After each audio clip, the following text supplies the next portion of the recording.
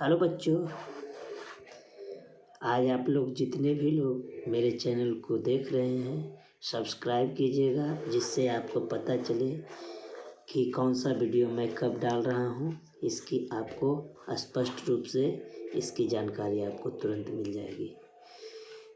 आज मैं आप लोग को जैव प्रक्रम के बारे में बता रहा हूँ, जिसमें सजीव और निर्जीव में क्या अंतर है, विषाणु के अंतर आणविक क्रियाएं कैसे होती है, बहुकोशिकीय जीव क्या हैं, कैसे वो अपनी आवश्यकता की पूर्ति करते हैं। तो आज मैं आप लोग को बताने जा रहा हूँ सजीव और निर्जीव। क्योंकि हम देखते हैं कि कुत्ते दौड़ते हैं, गाय जुगाली करती है, हम लोग सांस लेते हैं, हम लोग में वृद्धि होता है, और ये सारे जीव को हम सोचते हैं कि ये सारे जीव सजीव हैं। लेकिन हम लोग कभी कभी ये भी देखते हैं कि कुछ जीव जुगाली नहीं करते हैं, सांस देते हुए नहीं दिखते हैं, लेकिन वो सजीव होते हैं। जैसे पेड़ पौधे, जैसे हाइड्रा, जैसे कुछ ऐसे भी जीव हैं जो हमारी आँखों से, सूक्ष्म आँखों से दिखाई नहीं देते। उदाहरण के लिए उनके अणुओं की गतियाँ होती हैं, यानी कहने का मतलब कुछ ऐसी अदृश्य आणविक गति होती है जिसके लिए जो जीवन के लिए अति आवश्यक है। यानी कहने का मतलब है कि वास्तव में विषाणु के अंदर आणविक गतियाँ नहीं होती। विषाणु के अंदर कोई आणविक गतियाँ नहीं होती है जब तक वे किसी कोशिका को संक्रमित नहीं करते। यानी कहने का मतलब कि जब वो किसी कोशिका में, जीवित कोशिका में जाते हैं तो वो जीवित हो जाते हैं, और मृत कोशिका में जाते हैं तो मृत हो जाते हैं। यानी जीवन के लिए आणविक गतियाँ आवश्यक है। जीवन के लिए हम लोग पहले कक्षा में 9th में पढ़ लिए हैं कि सजीव की संरचना सुगठित होती है, यानी सेल से बनता है, सेल से मिलकर उत्तक बनता है। उत्तक जो होता है कोशिकाओं से बनती है, कोशिकाओं के छोटे छोटे घटक होते हैं। सजीव की यह संगठित एवं सुव्यवस्थित संरचना समय के साथ पर्यावरण के प्रभाव के कारण विघटित होने लगती है। यानी यह व्यवस्था टूटने लगती है, जीव और अधिक समय तक जीवित नहीं रख पाएगा। यानी कहने का मतलब दुनिया में कोई भी व्यक्ति, कोई भी जीव जो है वो अमर नहीं होके आया है, यानी कि मरेगा। यानी कि इसका मतलब है कि उसकी कोशिकाओं में टूट फूट होती है। यानी जीवों के शरीरों को मरम्मत तथा अनुरक्षण की आवश्यकता होती है।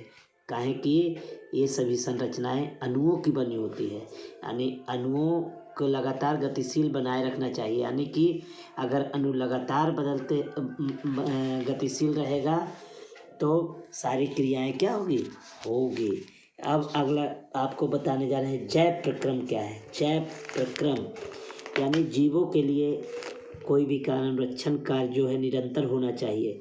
यानी समय के साथ चलता भी रहता है। जब कोई विशेष कार्य नहीं करते हैं, जब हम सो रहे हैं, जब हम बैठे हैं, या जब हम कोई काम करते हैं, तो समय भी यह अनुरक्षण का काम चलता रहता है। वे सभी प्रक्रम जो सम्मिलित रूप से अनुरक्षण का काम करते हैं जैव प्रक्रम कहलाते हैं।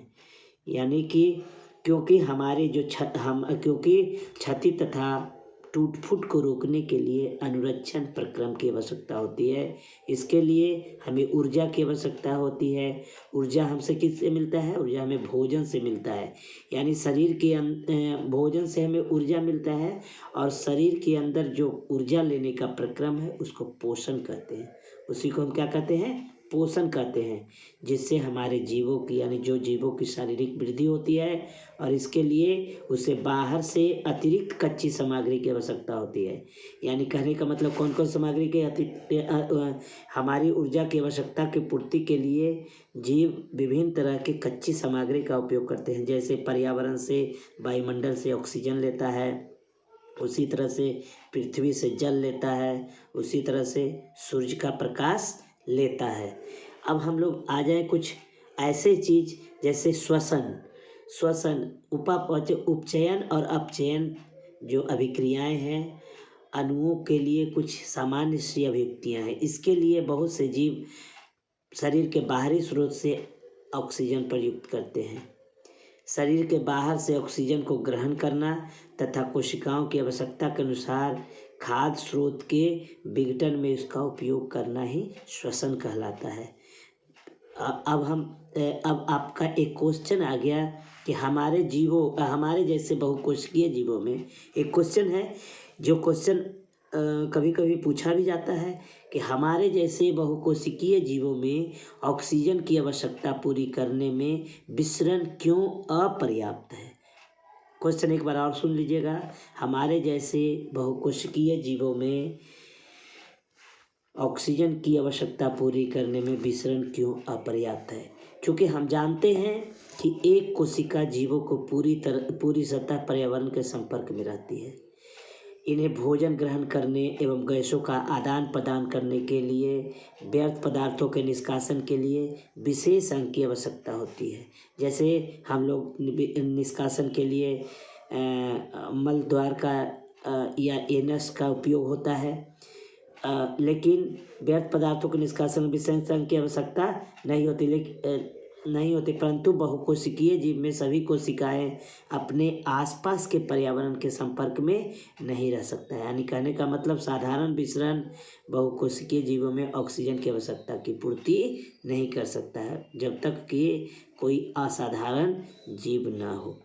यानी दूसरा क्वेश्चन उसी तरह, कोई वस्तु सजीव है, इसका निर्धारण के लिए किस मानदंड का उपयोग करेंगे। कोई वस्तु सजीव है या निर्जीव, चूँकि इसके निर्धारण के लिए कई मानदंडों का उपयोग करते हैं। चूँकि सजीवों में समय के साथ उसमें वृद्धि होता है, प्रजनन होता है, श्वसन होता है, और सजीवों के शरीर के अंदर आणविक गतियाँ लगातार चलती रहती है। और जब चलती रहती है तो चाहे वह बाह्य रूप से हो, शांत हो या स्थिर हो, लेकिन आणविक गतियाँ हमेशा चलती रहती है। तीसरा क्वेश्चन है, किसी जीव द्वारा किन कच्ची सामग्रियों का उपयोग किया जाता है। चूँकि किसी जीव के लिए उसको ऊर्जा की आवश्यकता को पूर्ति के लिए भोजन की आवश्यकता होती है, और विभिन्न स्रोत का कच्ची सामग्री का उपयोग करता है। जैसे वायुमंडल से ऑक्सीजन लेता है, पृथ्वी से जल लेता है, और सूर्य का प्रकाश लेता है। अगले अध्याय में आप लोग को मैं पोषण बताऊंगा। तब तक के लिए धन्यवाद, नमस्कार। मेरे चैनल को सब्सक्राइब कीजिए और मुझे ज़्यादा से ज़्यादा लाइक शेयर कीजिए।